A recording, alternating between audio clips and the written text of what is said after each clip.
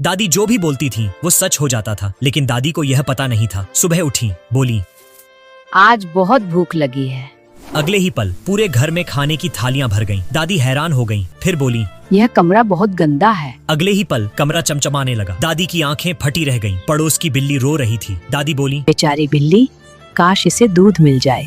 अगले ही पल बिल्ली के सामने दूध का कटोरा आ गया। दादी समझ गई, लेकिन बेटे को जब पता चला, बोला, अम्मा बोलो हमारा घर महल बन जाए। दादी ने बोला, महल बन गया। अम्मा बोलो मेरे पास करोड़ों रुपए आ जाएं। दादी ने बोला, करोड़ों आ गए। अम्मा बोलो मुझे फॉर्च्यूनर मिल जाए। दादी ने बोला, फॉर्च्यूनर आ गई। बेटा अमीर हो गया। बहू खुश हो गई। लेकिन एक दिन बेटे ने सोचा, अगर दादी ने कुछ गलत बोल दिया तो। बेटे ने दादी को एक कमरे में बंद कर दिया। बोला, अम्मा अब छिप रहो, कुछ मत बोलो।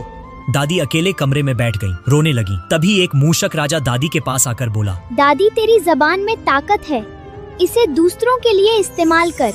दादी उठी। दादी बोली, मैं सर पे हूँ। दादी सड़क पर आ गई। सड़क पर एक भिखारी था। दादी बोली, इस गरीब को घर मिल जाए। अगले ही पल भिखारी के सामने एक छोटा घर आ गया। सूखा खेत था। दादी बोली, इस खेत में फसल लहराए। पूरा खेत हरा हो गया। पूरे गांव में खुशहाली आ गई। बेटे को खबर मिली, दौड़ा आया। बोला, मेरे लिए भी बोलो।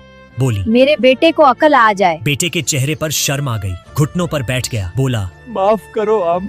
ठीक है। उस रात दादी अकेले बैठी थी। उन्होंने सबके लिए बोला था। सबकी तकदीर बदली थी, लेकिन किसी ने लाइक और सब्सक्राइब नहीं किया।